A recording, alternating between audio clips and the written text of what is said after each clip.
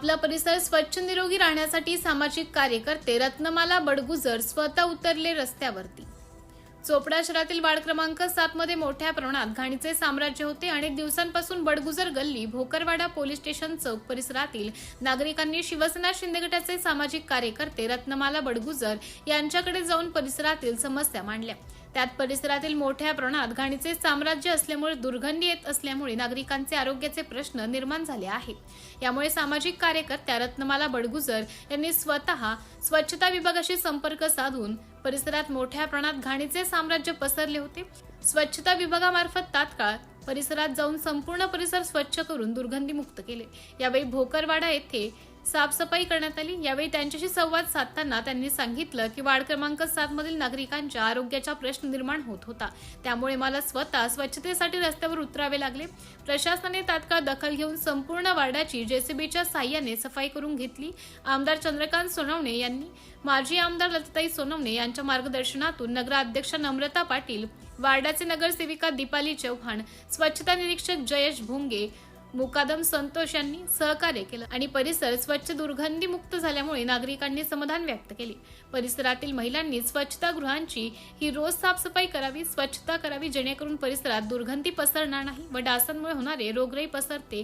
त्यामुळे नगरपालिकेने संबंधित ठेकेदाराला लक्षात आणून द्यावे अशी मागणी करण्यात आली आहे।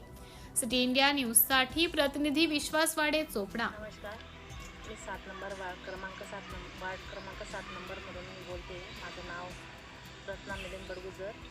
मी एक शिवसैनिक आहे, सामाजिक कार्यकर्ता। माझ्याकडे 8-10 दिवसापूर्वी महिला आल्या होत्या की इकडे खूप घाण झालेली आहे, सार्वजनिक शौचालयाजवळ साफसफाई नाही आहे आणि बऱ्याच प्रकारचे प्लास्टिक वगैरे, कपडे असे वेगळ्या प्रकारचे कचरा जमा झाल्यामुळे दूषित आणि घाण वास येत होता आणि महिलाही बाहेर बसत असल्यामुळे जास्तच प्रमाणाच्या बाहेर स्वच्छतेचं उल्लंघन करण्यात आलेलं होतं आणि मी 4 ते 5 दिवसापूर्वी सफाई निरीक्षक भोगे साहेब यांना कॉल केला। त्यांना स्वतः मी व्हिडिओ काढून पाठवला की अशा प्रकारची घाण झालेली आहे, तर तुम्ही साफसफाईसाठी कर्मचारी पाठवा।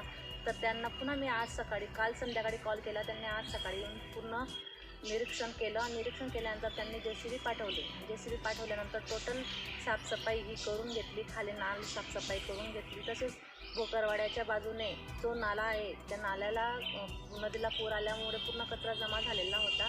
त्या कचऱ्यामुळे पाणी हे जात नसल्यामुळे तिथलेही